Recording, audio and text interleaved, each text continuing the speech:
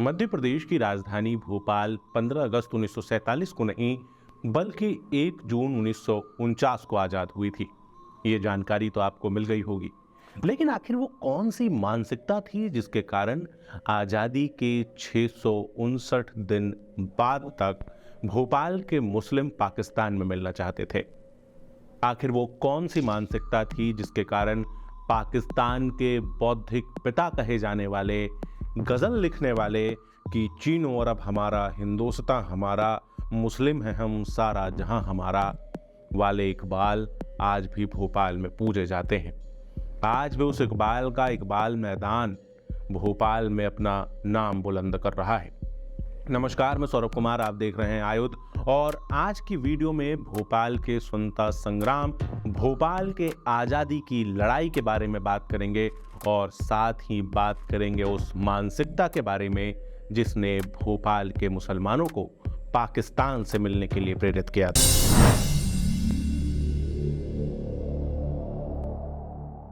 भोपाल में मुस्लिम रियासत की स्थापना ही धोखे से हुई थी। हम आपको पहले भी बता चुके हैं कि किस तरह दोस्त मोहम्मद खान ने रानी कमलापति को धोखा देकर भोपाल की राजगद्दी पर अपना कब्जा जमाया। अगर अभी तक आपने नहीं देखा है तो इस वीडियो को देखिए। इसके बाद भोपाल में आई मुस्लिम रियासत लंबे समय तक हिंदुओं का दमन करती रही। यहाँ की बेगमों ने तो एक बार अंग्रेजों के साथ मिलकर रानी लक्ष्मीबाई की हत्या तक की योजना बना ली थी, जिसके बाद रानी लक्ष्मीबाई ने बेगम को चिट्ठी लिखकर कहा था कि अंग्रेजों को खत्म करने के बाद मेरी तलवार तुम्हारी तरफ मुड़ेगी। खैर, रानी लक्ष्मीबाई उसके बाद हार गईं और बेगमों का शासन जस का तस चलता रहा। मध्य प्रदेश में सिर्फ गुलामी की लड़ाई नहीं थी, ये गुलामी ऐसी गुलामी थी जिसने हिंदू समाज को हाशिए पर धकेल दिया था। 80% आबादी होने के बाद भी हिंदू समाज को कोई अधिकार नहीं थे। इन्हीं सब चीजों से संघर्ष करने के लिए पंडित उद्धवदास मेहता ने 1926 में हिंदू सेवा संघ की स्थापना की थी। इस हिंदू सेवा संघ का उद्देश्य था कि हिंदुओं के अधिकारों के लिए संघर्ष करें। उस समय यहाँ के नवाब तहमीदुल्लाह खां और भाई साहब ने कानून बनाया था। ऐसा कानून जिस कानून ने हिंदुओं के सामने बस 3 विकल्प रखे थे कि या तो धर्मांतरित होकर मुसलमान बन जाओ, अपनी जान दे दो, या फिर ये शहर छोड़कर चले जाओ। उनके इस कानून के खिलाफ 1927 में महात्मा गांधी ने नवजीवन में एक लेख भी लिखा था। इस कानून की आलोचना की थी, लेकिन उसके बाद भी नवाब साहब कानून वापस लेने को तैयार नहीं थे। 1947 में जब भारत आजाद हुआ, उस समय भोपाल में मुस्लिम सत्ता पर काबिज थे।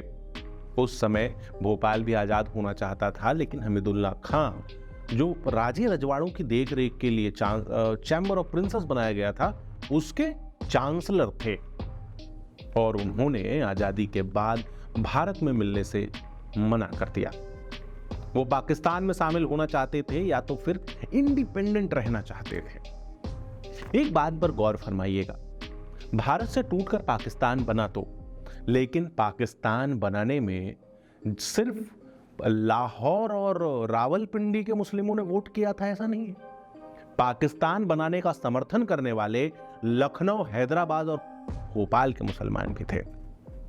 1945 में जब प्रोविंशियल इलेक्शंस हुए थे, इन इलेक्शंस में मोहम्मद अली जिन्ना की पार्टी को पूरे देश में से 84% मुसलमानों का वोट मिला था।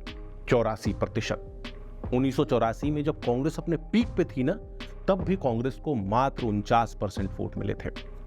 देश भर के मुसलमानों ने अपना 84% मत मोहम्मद अली जिन्ना को दिया था। और उसके बाद भारत के बंटवारे के बाद ये 84% चले गए ऐसा नहीं है। इनमें से एक थे नवाब मोहम्मद इस्माइल खान, जिन्होंने कि अपना पैसा, अपनी शोहरत, अपने भाषण सब पाकिस्तान बनाने में लगा दिए, और जब भारत का बंटवारा हो गया उसके बाद कहते हैं कि हमारे साथ के लोग यहीं हैं, इनको छोड़ करके हम कहां चले जाएंगे। और उसके बाद मोहम्मद इस्माइल खान एएमयू के वाइस चांसलर बनते हैं। पाकिस्तान के इतिहासकारों ने अपनी किताबों में खूब अच्छे से लिखा है कि किस तरह पाकिस्तान बनाने की आवाज सबसे पहले जामिया मिलिया इस्लामिया और अलीगढ़ मुस्लिम यूनिवर्सिटी से उठी थी, लेकिन भारत के इतिहासकार इसको छुपा लेते हैं। हम सबको पढ़ाया जाता है कि मोहम्मद इकबाल ने लिखा था कि सारे जहां से अच्छा हिंदुस्तान हमारा, लेकिन बहुत समझदारी से ये बात छुपा ली जाती है कि उसी इकबाल ने ये भी लिखा था कि चीन और अब हमारा, हिंदुस्तान हमारा, मुस्लिम है हम, सारा जहां हमारा। 1947 में जब नवाब ने पाकिस्तान में मिलने की बात की, उस समय पंडित उद्धवदास मेहता और उनके कुछ साथियों ने मिलकर प्रजामंडल की स्थापना की। प्रजामंडल का उद्देश्य था भोपाल में जन आंदोलन चलाकर नवाब को भारत में मिलने के लिए मजबूर करना। नवाब ने 1948 में चतुर नारायण मालवीय को अपना प्रधानमंत्री बना दिया था और भोपाल को एक आजाद देश बनाने की घोषणा कर दी थी। इसके बाद प्रजामंडल के आंदोलन तेज हुए, गांव-गांव, घर-घर में लोग सड़कों पर निकल कर आने लगे और नवाब के खिलाफ विरोध प्रदर्शन करने लगे। 14 जनवरी 1949 को तो ऐसी स्थिति बन गई थी कि रायसेन के नर्मदा तट में बुरास एक जगह है, वहां पर हिंदू समाज के लोग जमा हुए थे, भोपाल के विलीनीकरण की मांग कर रहे थे। तिरंगा फहराने पर इस बोरास में 4 युवाओं की गोली मारकर हत्या कर दी गई थी। इसके बाद सरदार पटेल और प्रजामंडल के आंदोलन के कारण भोपाल भारत में मिल पाया। इस कहानी को याद रखिए, भोपाल के गौरव को याद करते हुए बोरास के उन 4 युवाओं को भी याद कीजिए जिन्होंने भोपाल की आज़ादी के लिए अपने प्राण दे दिए। और अगली बार जब कभी इकबाल मैदान के बगल से गुजरिएगा तो अपने आप से पूछिएगा कि जो मानसिकता भोपाल को पाकिस्तान में मिलाना चाहती थी, वो मानसिकता खत्म हो गई है या आज भी है। ये वीडियो आपको कैसा लगा कमेंट करके बताइए। इस मानसिकता के बारे में आपको क्या लगता है कमेंट करके बताइए।